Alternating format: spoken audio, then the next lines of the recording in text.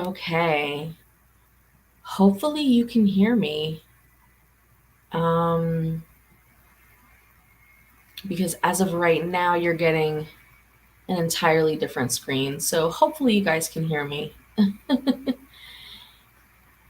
Okay. So here we go. So there will be false Christs and false prophets is the title, and the subcategories within this chapter is the tree is known by its fruit, the mission of prophets, prodigies performed by false prophets, do not believe all spirits. And then the spirits teachings come in, and they want to touch on false prophets, characteristics of true prophets, false prophets in the spirit world, and Jeremiah and the false prophet. Okay, so it's going to be pretty lengthy and pretty meaty, but we'll get through it, okay? So let us get started. Did I lose my space already? You know what? I know what I'm going to do. I'm going to use the keyboard instead of my mouse. Okay. So the tree is known by its fruit. The tree that produces bad fruit is not good, and the tree that produces good fruit is not bad. For each tree is known by its own fruit. Figs cannot be picked from the same thorn bushes, nor can bunches of grapes be cut from briars. Seriously? Now it's not letting me do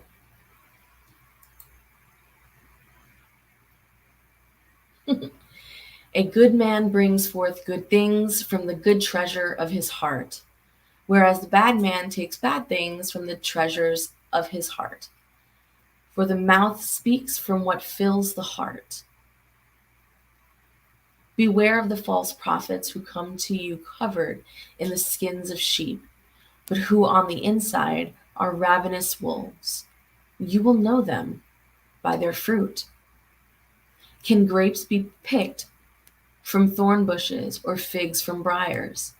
Thus, every tree that is good produces fruit, and every tree that is bad produces bad fruit.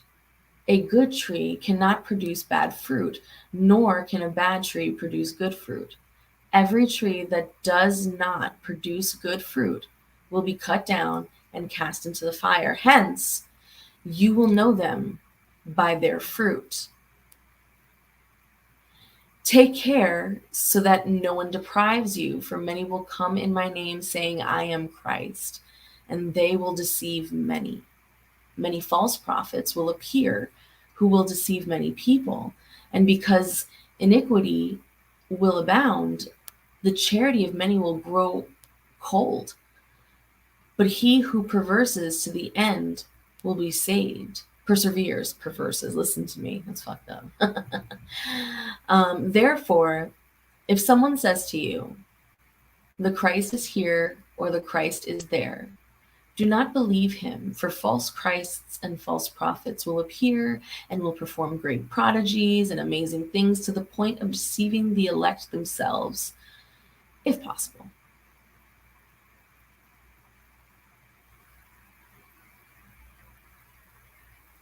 Yeah. So the mission of the prophets, that's the next subcategory. Prophets are commonly perceived as possessing the gift of being able to reveal the future, so that the words of prophecies and predictions have become synonymous.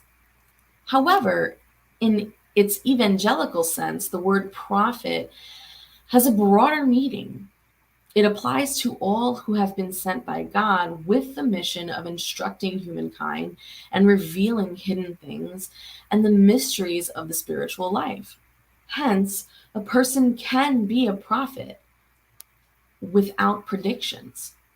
This was the notion of the Jews during the time of Jesus. Thus, when he was taken before the high priest, Cephas, The assembled scribes and elders spat in his face, struck him with their fists, and insulted him by saying, Christ, prophesy for us, and tell us who struck you. Nevertheless, there have been instances in which prophets have had foreknowledge of the future, whether by intuition or by providential revelation, in order to transmit warnings to humankind. Since such predicted events actually occurred, the gift of predicting the future came to be regarded as one of the attributes of a prophet.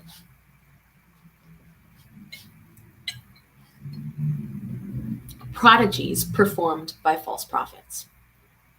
So, false Christs and false prophets will appear who will perform great prodigies and amazing things to the point of deceiving the elect themselves. These words provide to be true meaning of the term prodigy. In the theological definition, prodigies and miracles are exceptional phenomena that occur outside the laws of nature. God could obviously derogate from them if so desired.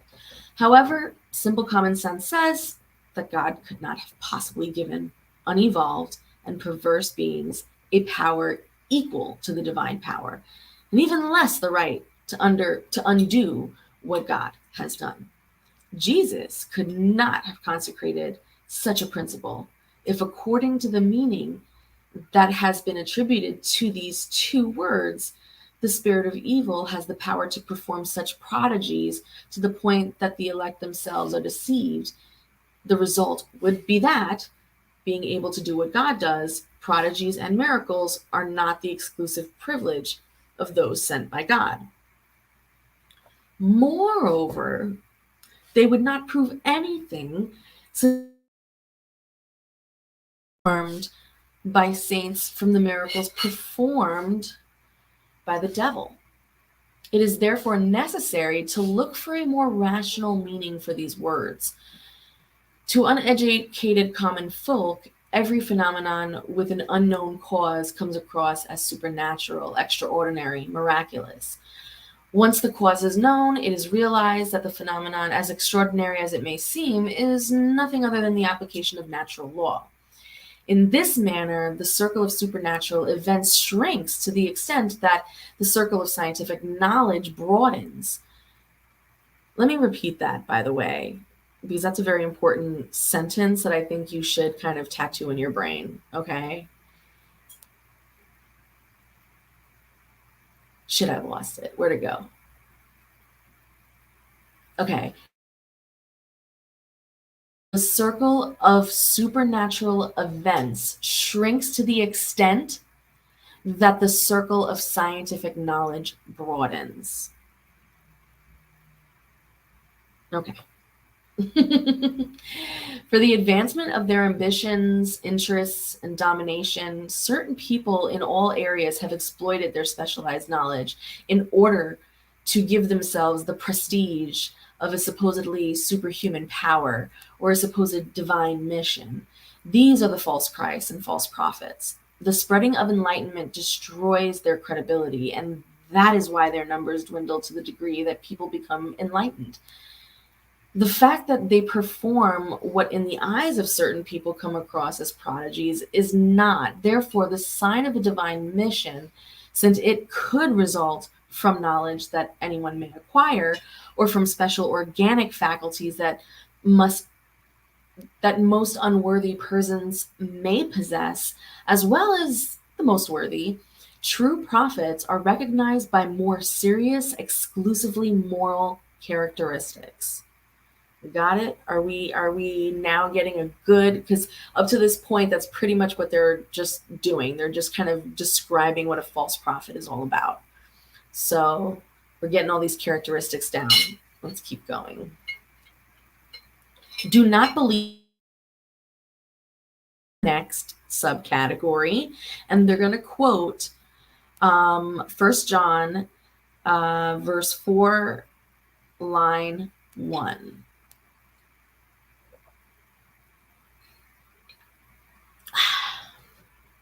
Dearly beloved, do not believe all spirits, but test whether the spirits are from God.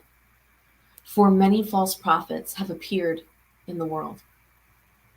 So I love how, like in John, there was no denying that God sends spirits to people.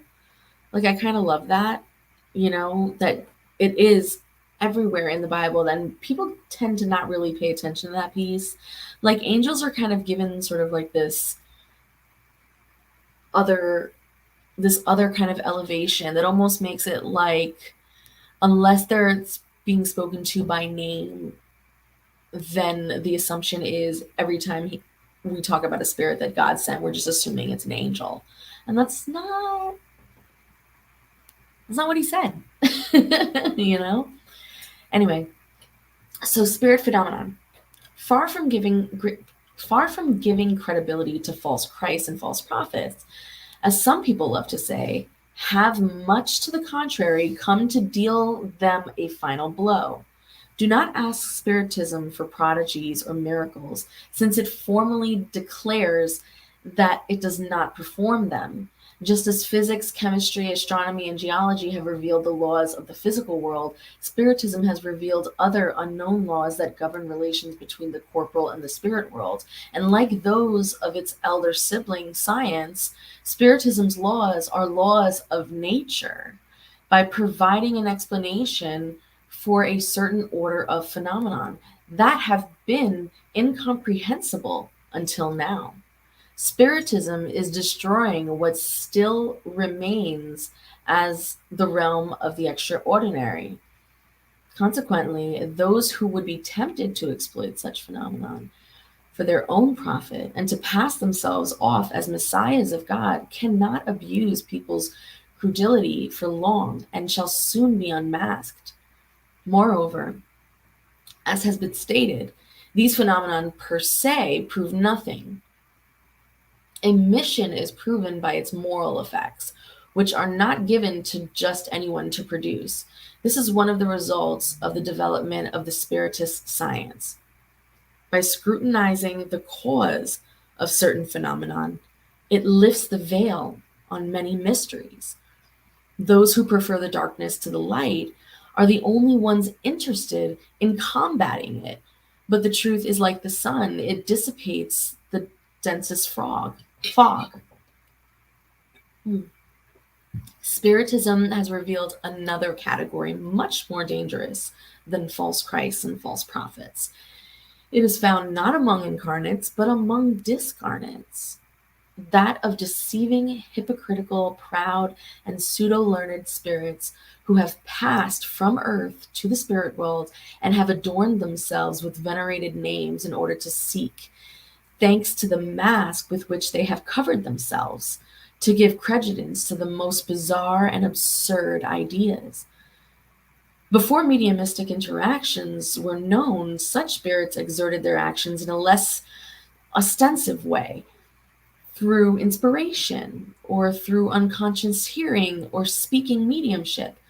The number of those who at various times, but especially as of late, have presented themselves as certain ancient prophets, as Christ, as Mary, as the mother of Christ, and even God, is considerable. John's letter warns against them when he says, "Dearly beloved, do not believe all spirits, but test whether these spirits are from God, for many false prophets have appeared in the world." Spiritism provides the means to test them by pointing out characteristics by which good spirits can be recognized, characteristics that are always moral and never material. It is in the distinguishing between good and bad spirits that these words of Jesus can be especially applied. The quality of a tree can be recognized by its fruit. A good tree cannot produce bad fruit, and a bad tree cannot produce good fruit. Spirits are judged by the quality of their deeds, just as a tree by the quality of its fruit. Hopefully you got that. I think that's pretty self-explanatory. For sure. So I'm ripping through this chapter. I'm actually quite surprised that I'm getting through this chapter as quickly as I was expecting. So by all means, if you need me to pause or if you have any questions, um, feel free to ask. And I forgot to put us on TikTok. Shit. And on Instagram. So let me do that really quick. I completely forgot to do that. It's kind of not cool. Okay, are we live? Yay. Okay. Okay, cool. So now we've entered the part of the Spirit's teachings. Okay. And the first Spirit wants to touch on the subject of false prophets. If they tell you the Christ is here, do not go there. On the contrary, be on your guard because there will be many false prophets. Do you not see the leaves of the fig tree beginning to fade? Do you not see its many shoots waiting for the time of blossoming? And did not Christ say to you, a tree is known by its fruit? Thus, if the fruit is bitter, you say that that tree is bad. But if the fruit is sweet and healthful, you say, nothing that is this pure could have come from a bad tree. This is the way you must judge, my brothers and sisters. The deeds are what you must examine. If those who say they are vested with the divine power are accompanied by all the signs of such a mission, that is, if they possess the highest degree of the eternal and Christian virtues, charity, love, indulgence, the goodness that reconciles all souls, if in support of their words they add actions, then you can say these are truly messengers of God. However, distrust sugary words, distrust the scribes and Pharisees who pray in the public squares, dressed in long robes. Distrust those who claim to have the one and only monopoly on the truth. No, Christ is not there. For those whom he needs to disseminate his holy doctrine and to regenerate his people by following his example, will be kind and humble of heart above all else. Those who by their example and counsels must save humankind, quickly heading toward its perdition and roaming tortuous roads, will be above all else modest and humble. Run from those who display one atom of pride, as if they were contagious lepers who infect everything they touch. Remember that all individuals bear on their brow, but more especially on their actions, the stamp of their greatness and decadence.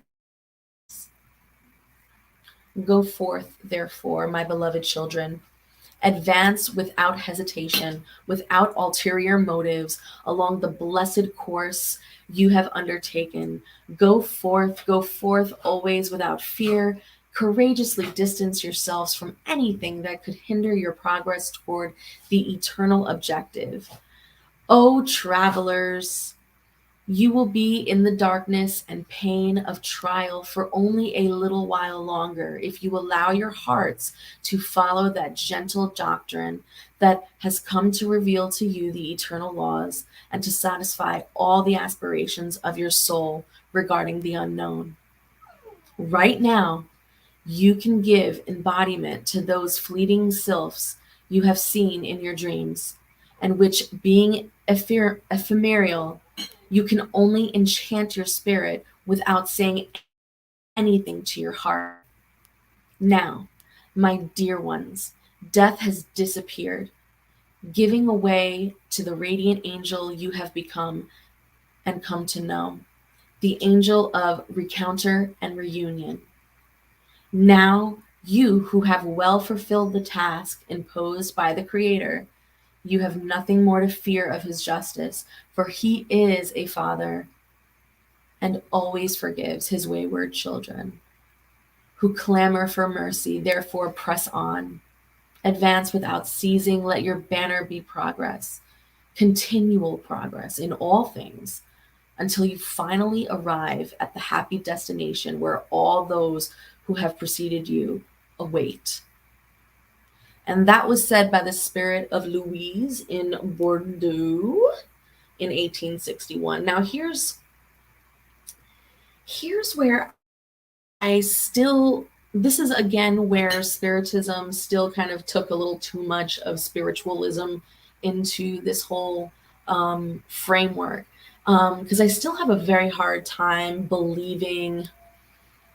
And it's interesting that this subject is even coming up right now, because earlier today we were having a conversation, me and my husband, about happiness, right? And then he had a situation at work and he was talking about happiness, and it was like a whole theme for today.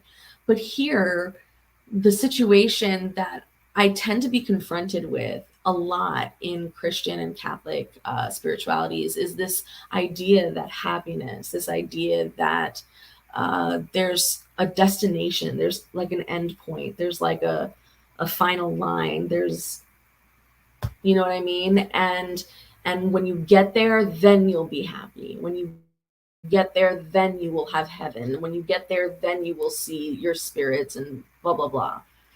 And that is still something that was taken over and still kind of is held on to in certain aspects of Spiritism that I feel we should really sit down as a group and reassess, because we now know, and even psychology can support this information, like we now know that our brain does not work that way. You know what I mean? The brain functions on these happy chemicals, right? And in order for these quote unquote happy chemicals to be at a nice consistent balance, where they're just at a consistent gentle release to give you what you need throughout the day, you need to engage in happiness by choice. It needs to come from within. It needs to be someplace within. Now you can create happy triggers so that, you know, because if you need an external stimuli in order for you to get happy, if you need a destination, if you need, you know, a stopwatch, if you need a reward, if you need those things, fine, like that's fine. But those I consider triggers. Those are those things that give you like those little bursts of dopamine and allows you to kind of get to the next moment. And that's cool if that's the way you want to do it. But I think Spiritism, and I think where it's heading like today, and I think also where the sciences are heading today too, is that we need to really take more accountability and more responsibility for our own happiness, and apply that where we can. Now, listen, this subject, and I was speaking about this the other night too, with Yamil in our live, but I understand that contemplating happiness, not demanding, but implying that the only way happiness can be experienced is through internal. Any of those kinds of sort of affirmative statements, I need you to understand, is coming from a place of privilege. I understand that we cannot always conjure up happiness at any given moment, even in those moments when we really, really, really, really want to. We really need to get out of that funk, you know what I mean? And we just, you know, just don't have the will for it, right? So like, I get that. So this is where I always go back to therapy and medication and routine and core values. Like these are all ways to reconnect. to that. And this particular spirit I found interesting, because he simply just sort of conditioned that old school thought of happiness is a destination, you know. By the way, those of you who are on TikTok or Instagram right now watching this live, just know that if you were on Facebook or YouTube right now, I'd be sharing a screen with you and you'd be reading along with me. So if you want to head over there, I get it. I don't want to drop like my TikTok views, but like if you're someone who likes to read along, YouTube is where it's at. Okay. So now we're on to the next spirit, and he is going to be discussing the characteristics of a true prophet. Okay. But first, he got to talk about the false, of course, right? So distrust false prophets. This recommendation is useful at all times, but especially at times of transition, when, like this one, a transformation of humanity is in the making, and a multitude of ambitious and scheming individuals set themselves up as reformers and messiahs. It is against such impostors that one must be on guard, and it is the duty of all honest persons to unmask them. You will undoubtedly ask how they can be recognized, and these are their signs. Here we go. So good. I love water. Okay. The command of an army is entrusted only to a competent general capable of leading it. So, do you think that God would be less prudent than humans? Be certain that he entrusts important missions only to those he knows are capable of fulfilling them. For great missions are heavy burdens, and that would crush individuals who are too weak to bear them. As in all matters, the master must know more than the apprentice in order to enable humankind to advance morally and intellectually. Individuals who are superior in morality and intelligence are required. So that is why missions are always entrusted to spirits who are already very advanced after having completed their trials in previous lifetimes, and who now incarnate with this objective. If they are not superior to the environment in which they must act, their efforts will be fruitless. That said, we must conclude that true missionaries of God must justify their mission by their ascendancy, virtues, and greatness, and the results of and moralizing influences of their deeds. Let us draw further conclusions that if by their character, virtues, and intelligence they are either beneath the role they attribute to themselves or the personage under whose name they harbor, they are nothing but historians of low rank who do not even know how to emulate their model. Another consideration is that most true missionaries of God are unaware of the fact, and they carry out the mission to which they have been called through the force of their genius, seconded by a hidden power that inspires and guides them without their knowing it, and with no premeditated plan. In other words, true prophets are revealed by their actions. They are discovered by others, whereas false prophets present themselves as messengers from God.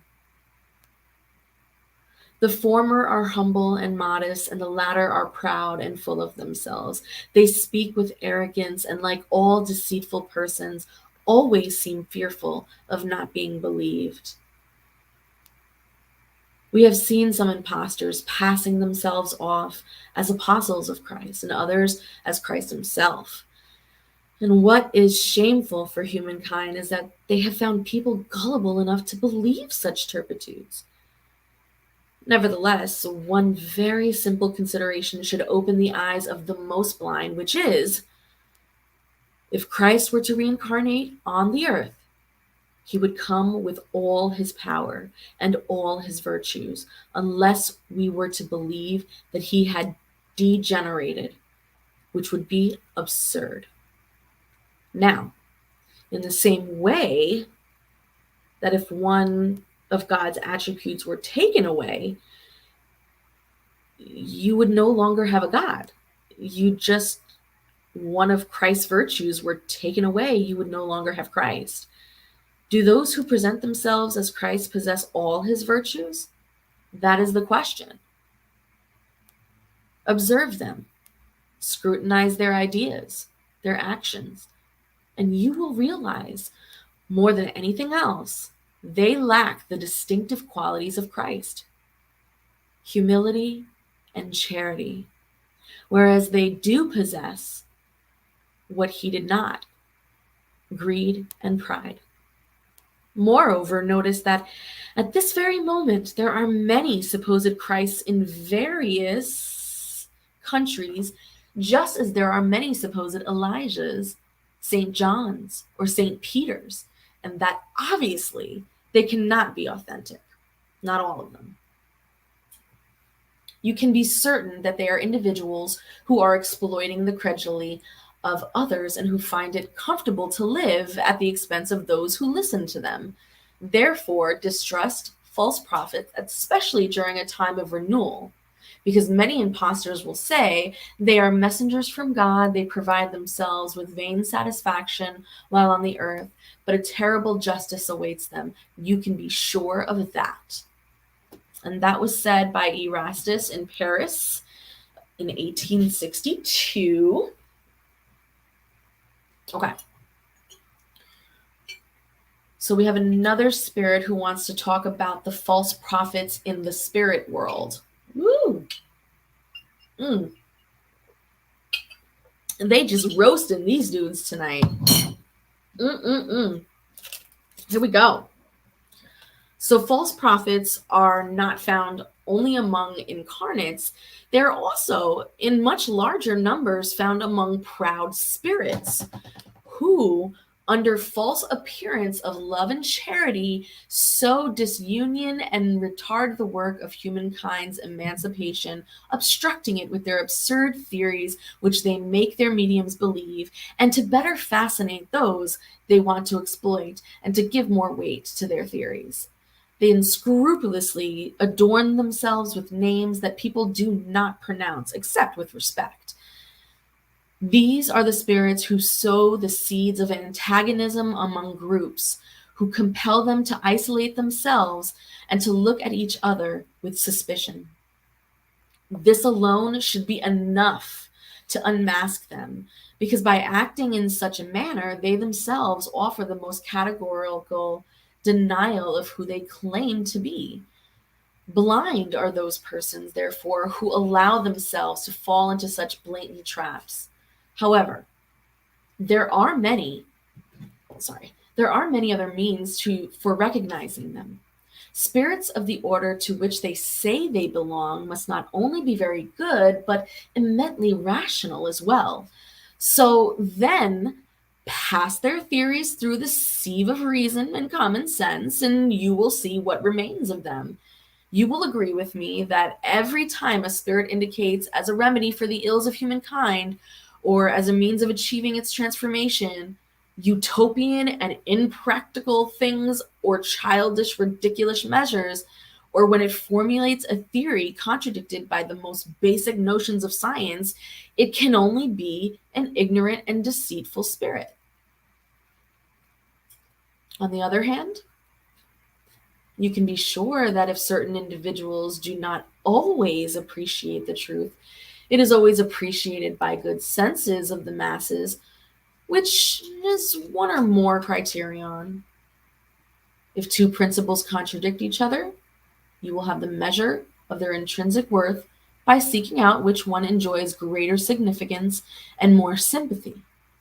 In fact, it would be illogical to believe that a doctrine that saw the number of its adherents diminish could be truer than another that sees its numbers increase. In wanting the truth to reach everybody, God does not confine it within a closed circle. He makes it appear at different points so that everywhere the light may be alongside the darkness.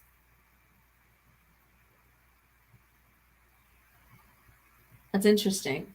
I think we should pause and kind of sit on that for a minute. I think that's really interesting.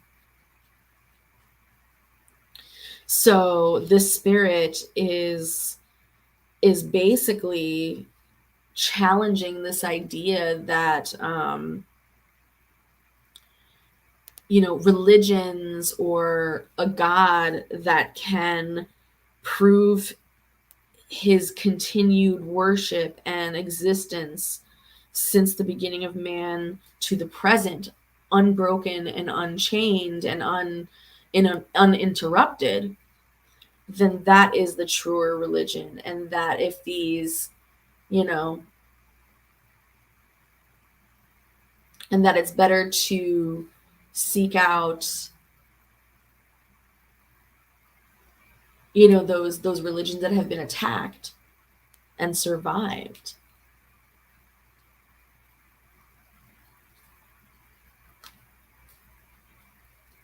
So I think they're making some very poignant references to early Christians, and possibly the Judeo-Christians of the converting masses, for sure. For sure. Mercilessly shun all spirits who present themselves as exclusive counselors, preaching separation and isolation.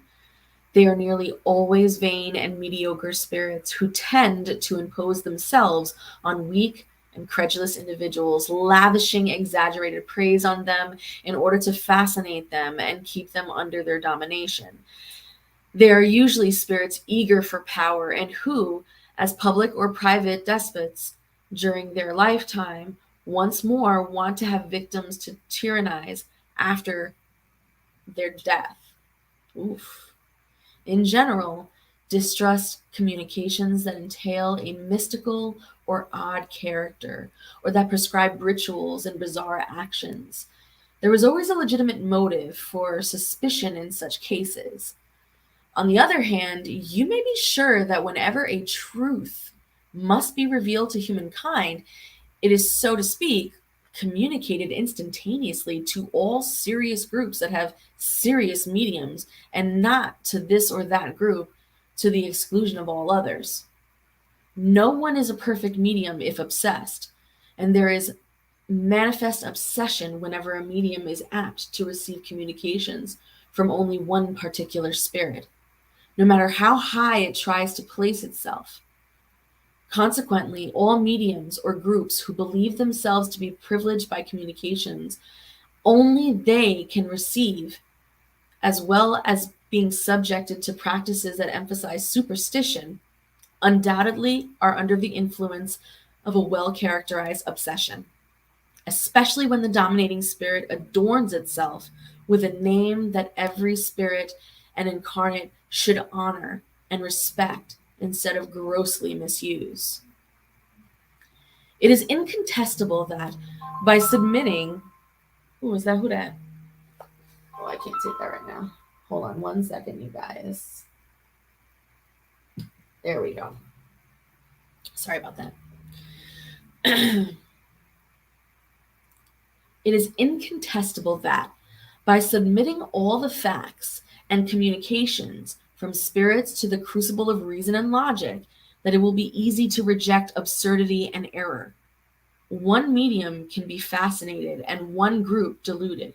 However, the strict assessment by other groups, the knowledge required, the high moral authority of group leaders, the communications of the principal mediums who receive a stamp of logic and authenticity from our best spirits, will render rapid justice to these deceitful and cunning communications originated by a horde of deceitful or bad spirits.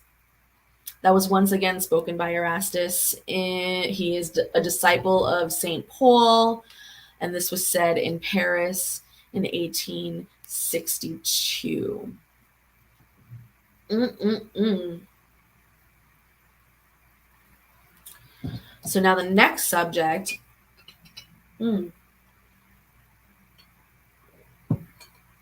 the next subject that they want, that the spirits want to address, is Jeremiah and the false prophets, which means they're going to probably quote the Bible verse and then talk about it. So, this is what the Lord of hosts says: Do not listen to the words of prophets who prophesy and deceive you. They publicize the visions of their hearts and not what they have learned from the mouth of the Lord. They say to those who blaspheme me, the Lord says to you, you shall have peace. And to all those who walk in the corruption of their hearts, no evil will touch you. But who amongst them has heeded the counsel of God? Who has seen him and listened to what he has said? I have not sent such prophets. They run by themselves. I have not spoken to them, and they prophesy from their own head. I have heard what these prophets have said, who prophesy lies. How long will this fantasy be in the hearts of prophets and prophesy lies, who prophesies are only the deceptions of their own hearts? Therefore, if this people or a prophet or a priest asks you and says, what is the burden of the Lord? Say, you yourself are the burden, and I shall cast you far from me, says the Lord. Damn. Someone woke up on the wrong side of the cloud. That was so just like, fuck these prophets. Very, very aggressive talk here. Okay, let's see what's up. So it is this passage from the prophet Jeremiah that I would like to discuss with you, my friends. Speaking through Jeremiah, God says, it is the vision of their own hearts that makes them speak. These words clearly indicate that already at the time charlatans and impassioned persons abused the gift of prophecy and exploited it. Consequently, they abused the simple, nearly blind faith of the people by predicting good and agreeable things in return for money. This type of fraud was very widespread within the Jewish nation, and it is easy to understand that in their ignorance, the poor were unable to distinguish good prophets from bad ones, and were more often than not deceived by these so called prophets, who were nothing more than impostors or fanatics. There is nothing more significant than these words. I have not sent such prophets, and they run by themselves. I have not spoken to them, yet they have prophesied. Further on, he says, I have heard these prophets who prophesy lies in my name, saying, I dreamed, I dreamed. This points out one of the ways they used in order to exploit the trust of the people had in them. Always credulous, the multitudes did not even think about contesting the veracity of their dreams or visions. They found it very natural and were always inviting such prophets to speak. After Jeremiah's words, listen to the wise counsels of the apostles John when he said, do not believe all spirits, but test the spirits to see if they are from God. For amongst the spirits, for amongst the invisible, there are also those who love to delude when they get the chance. The deluded are obviously mediums who do not take enough precautions, and this is unquestionably one of the biggest stumbling blocks upon which many mediums stumble, especially if they are new to Spiritism. It is a trial for them that they can triumph over only by using great prudence. Therefore, before anything else, learn to distinguish between good and bad spirits so that you yourselves do not become false prophets. Discernment. Mediumship 101, discernment, right? And that was said by the spirit of Luos. He is a protector spirit, and it was said in Karlsruhe in 1861. I am so sorry for butchering all of that. Yeah. So we have ended that chapter. The next time we meet will be on chapter 22. All right. Do we have any questions about what we just read, or any questions about spiritism, spiritualism, espiritismo, psychic mediumship, Allan Kardec, anything like that? I'm available for the next 5 to 6 minutes. So I'll try to speak fast for you. In the meantime, let me get out of full screen here and stop sharing. There we go. I'm back, yay! Okay. Cool. Nope. Just stumbled upon my page right now. Oh, yay! Hi, Lotus and Light. What a pretty name. I love that. Well, yeah, throw me a like. I'll follow you back for sure.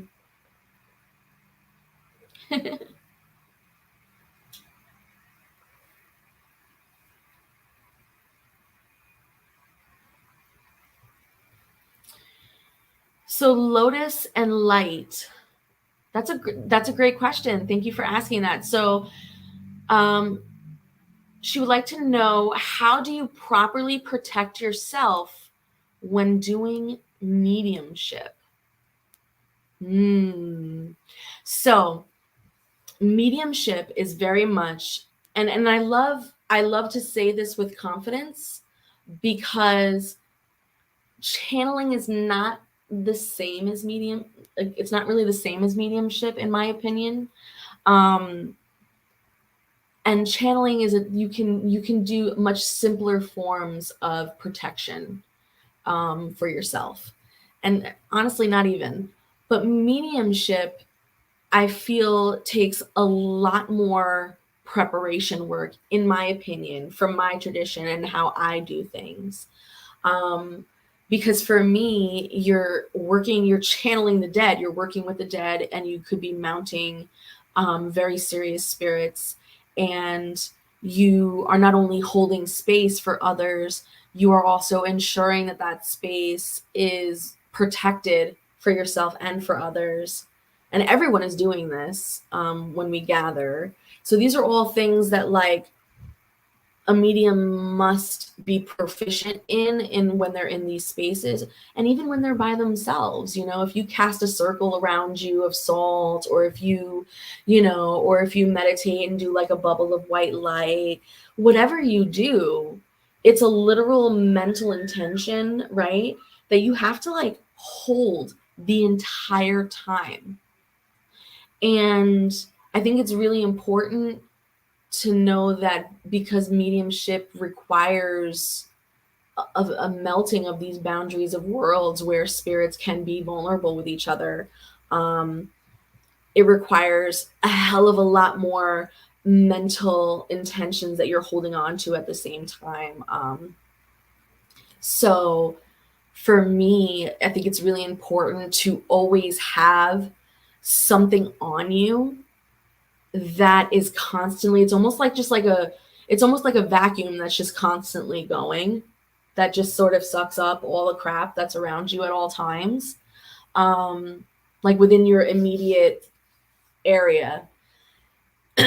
And doing like a cleanse of that every night, like putting that outside on your windowsill, or on some selenite or on some salt, and that's just like a piece that you wear every day. There are people that do that so that when it's time to do a mediumship session, there's less gunk, there's less stuff that they have to kind of penetrate through, right? Spiritual baths obviously are always a great one. Fumigation, I'm a personal fan of. I love fumigating. I don't know, me and this idea of like smoke and incense and smells and all that, we have a love affair. It's wonderful. There are certain teas and certain things that you can eat. I mean, like, the list goes on, girl, that we can do. But I think the easiest, especially for beginners who are really getting into this, I think the basic thing for you to do is definitely center yourself in your chakras, ground yourself, and then do do like a white light thing, you know, like an egg or whatever. That's usually the easiest thing that you can do. Yes, yes, yes. And of course, leave your comments. Like if you guys are mediums as well, if you guys are spiritists, spiritualists, espiritistas, psychic mediums, you know, what are your methods? I am always interested in knowing and sharing that information, because I think protection is key. Like you can never have too much of it. You can never have too much of it, you know, in my opinion, for me. I'm just one of those people. Like I have like a whole basement of like food, because the apocalypse is like any day now. I'm waiting for it. You know what I mean? like that's the kind of person I am. When I go shopping, I go apocalyptic shopping. I don't go like regular shopping.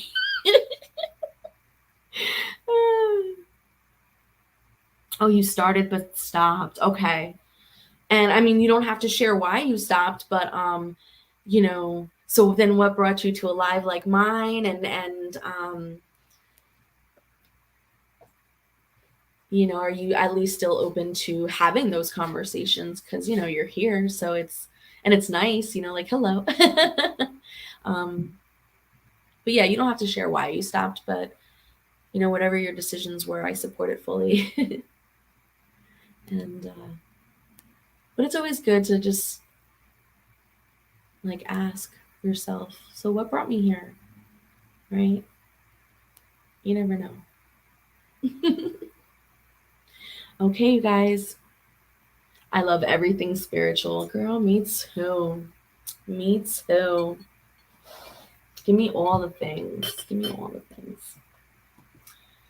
All right, everybody. I am going to head out. Thank you so much.